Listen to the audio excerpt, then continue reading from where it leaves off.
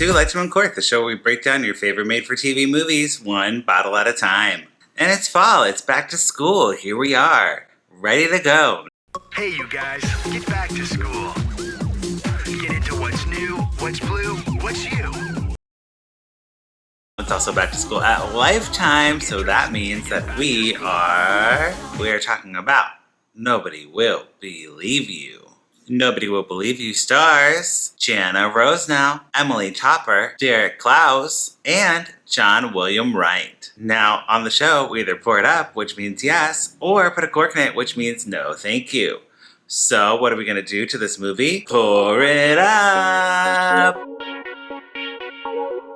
Now, if you haven't seen the movie and you want to avoid spoilers, you're going to want to go ahead and hit pause and come on back, because I'm going to do a quick little recap, starting now. Piano prodigy Hannah and her mother Melanie move to a new town, like most mother-daughter teams in Lifetime movies.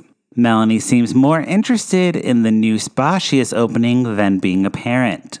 Hannah has trouble making friends at school because she is an actress in her late 20s playing a teenager. But also she listens to classical music while eating lunch alone. What a loser. Her only friend is the school guidance counselor, Mr. Garrett Williams. The students aren't the only ones who hate Hannah. Someone chases her around the theater with a taser.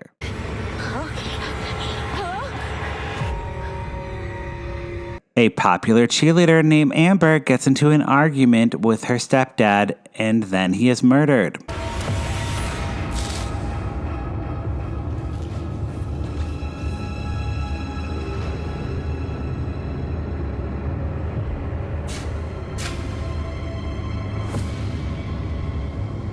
It is the first of many random scenes that never come back. More random things that happen are there's a Bring It On style cheerleading audition scene, and an AC unit almost falls on someone, killing them. Random. Hannah cries about being bullied, first to her emo friend named Zoe, who is mad because Hannah tried out for cheerleading, and second, she finds a more sympathetic ear with the guidance counselor, Mr. Garrett. He gives her his personal cell phone and invites her over to his house for quote-unquote piano lessons. Garrett meets with Hannah's mom, Melanie, to make sure she is fine with her daughter coming to his house. She couldn't care less and uses the meeting to talk up her new spa. This is your spa. Yes.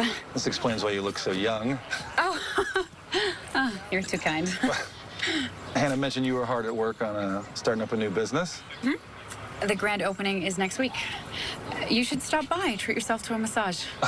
Surprisingly, when Hannah arrives at Garrett's house, he has a family. Eleanor, his wife, is very curious if Hannah has ever been a cheerleader and seems relieved when she hasn't. A green raincoat is also heavily featured here. Hannah suddenly becomes popular and is invited to a party by Amber and her crew. The popularity is short-lived because Tanner, the high school hunk, talks Hannah into sending sexy photos to him. They, of course, leak to the entire school. Then, Hannah is bullied again, this time with writing on the locker, and Tanner basically calls Hannah a slut. Look, I know it sounds corny or whatever, but I've been saving myself for a good girl.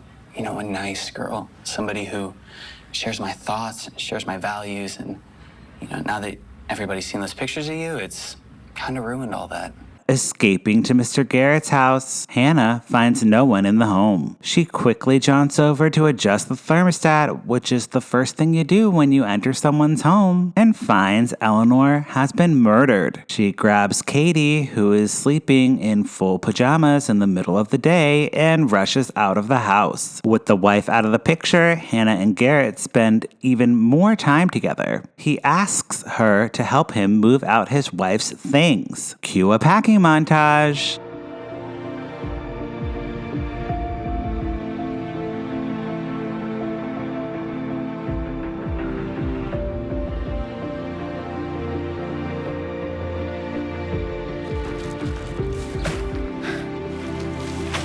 Then they make out in his car and he asks Hannah to keep it a secret. Random scene alert. Zoe gets hit in the face with a shovel while walking in broad daylight. We never see her again. Hannah learns that the music teacher was having an affair with Garrett's wife and suspects that he is the one who murdered Eleanor. It is too late because a hot detective questions and arrests Hannah while her mother watches while daydreaming about the spa. Melanie reluctantly leaves the spa and bails out her daughter. She agrees to help find the real killer. Melanie talks to the music teacher who directs her to Eleanor's sister, who I will call the exposition sister. She shares the backstory of Eleanor and Garrett. Eleanor was also a student of Garrett's, and it seems like this man should have lost his job a long time ago.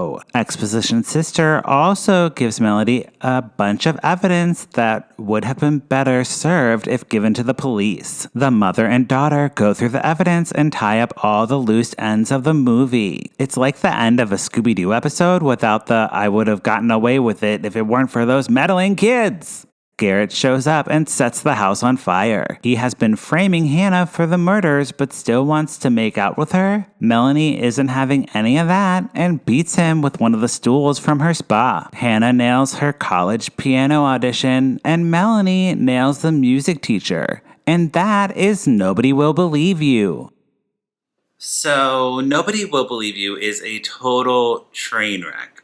And that's what I love about it. In the best way, it's a so good it's bad Lifetime movie. You have our leading actress, Emily Topper, who is clearly not a teenager, and I think that works to our benefit. I'd love to see a 27-year-old walking around with a backpack. I mean, come on. That's what we live for, right? The relationship with the mom and the mom being obsessed with her spa. This is your spa. This is your spa. Was hilarious. I loved that. John William Wright is like very attractive, but also very creepy. Kind of went into that vibe, which we love. The movie just packed a lot in there. We had a scandalous relationship. We also had the leaking of nude photos and moving to a new town, starting a spa. Oh my God, I totally forgot about the goth best friend, the random scenes that happened for no reason. I mean, this movie was wild, just wild. All these things create just what the hell is going on. And you kind of don't really need to know what's going on because it just works. It just works as a movie, especially a high school movie. There's so many that had come out this past year. They did like a week-long new movie thing, which like Lifetime, we don't need this many high school movies. We don't need this many high school, college-y, sorority, like, I get it's back to school, but who wants this? There was one about a decathlon. I'm like, what the hell is a decathlon? I don't know math. Come on. Is it math? And now it is time for the Minority Report, the segment where we talk about representation in TV movies and why it matters.